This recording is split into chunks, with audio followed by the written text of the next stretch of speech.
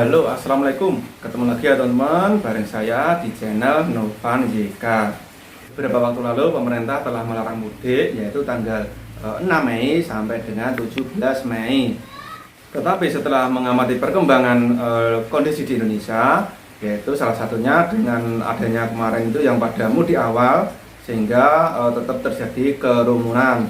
Dan hal itu menjadikan pemerintah itu berpikir ulang, yaitu pemerintah akan memperpanjang lagi masa larangan mudik ini mulai dari tanggal 22 April kemarin sampai dengan tanggal 24 Mei nanti. Dan tentunya akan ada lagi pengetatan pengawasan selama perjalanan yang kemarin belum dibahas, dan kali ini dibahas lagi ataupun ditambahin lagi aturan untuk perjalanan baik transportasi darat, kemudian transportasi laut ataupun yang menggunakan transportasi udara. Keputusan ini tercantum dalam Adendum Surat Edaran nomor 13 tahun 2021.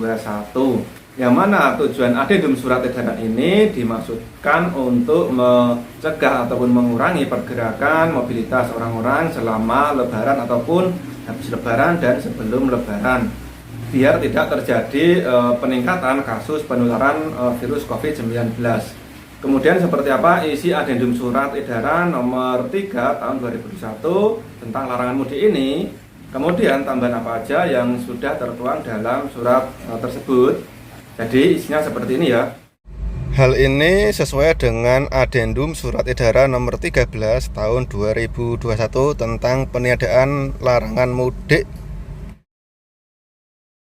Waktu 1.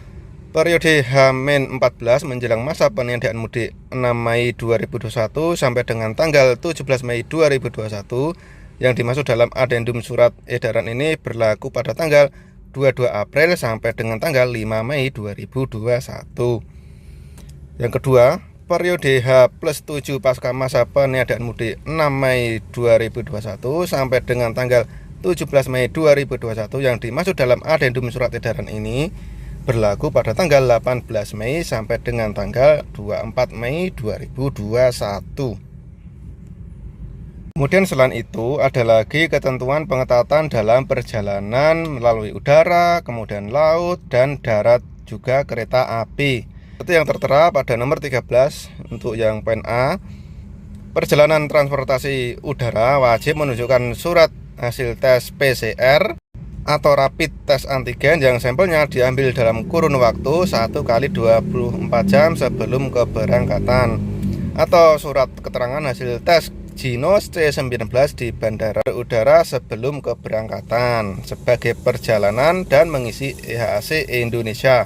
Kemudian untuk perjalanan laut itu juga sama ya, jadi harus punya rapid test antigen ataupun tes PCR, dan juga bisa menggunakan hasil tes Ginos C19 sebelum keberangkatan. Kemudian yang C, pelaku perjalanan penyeberangan laut wajib menunjukkan surat keterangan tes PCR atau antigen yang sampelnya diambil dalam waktu 1 kali 24 jam dan juga bisa menggunakan tes Ginos sebelum keberangkatan.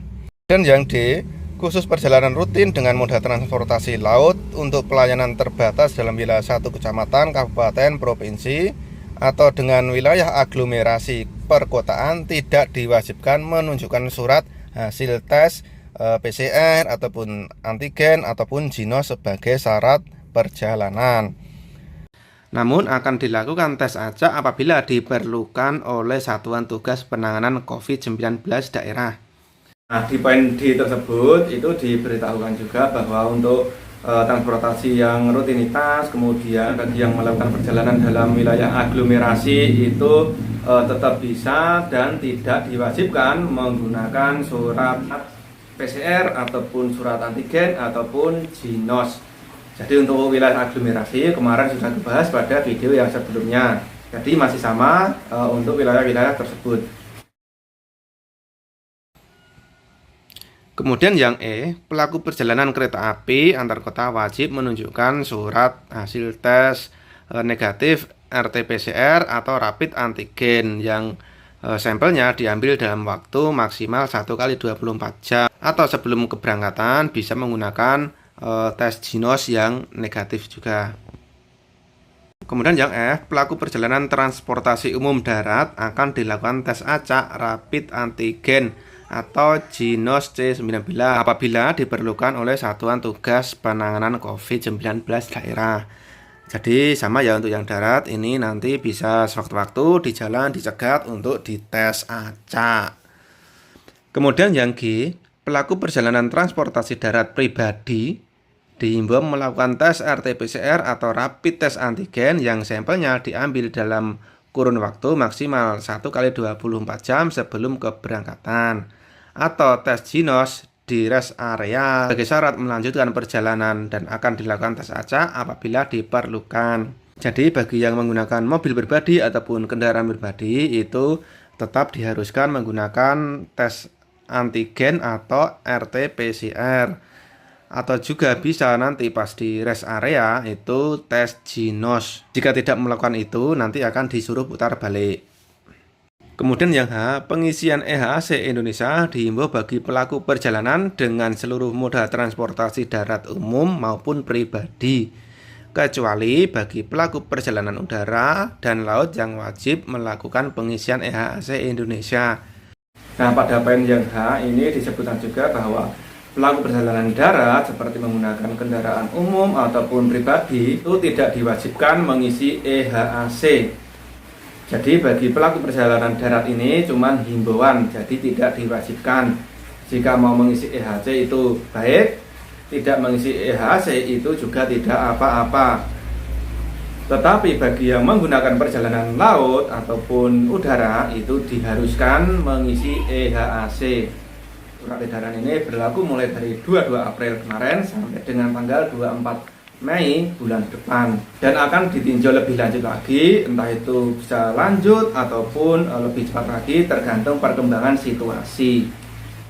Dan semoga saja kondisinya segera membaik, tidak ada peningkatan kasus COVID baru sehingga lebih cepat normal kembali. Teman-teman, ini dulu informasi dari saya. Misalkan ada kekurangan ataupun yang mau bertanya bisa komen di bawah. Oke, sampai di sini dulu. Sampai ketemu lagi di video berikutnya. Wassalamualaikum.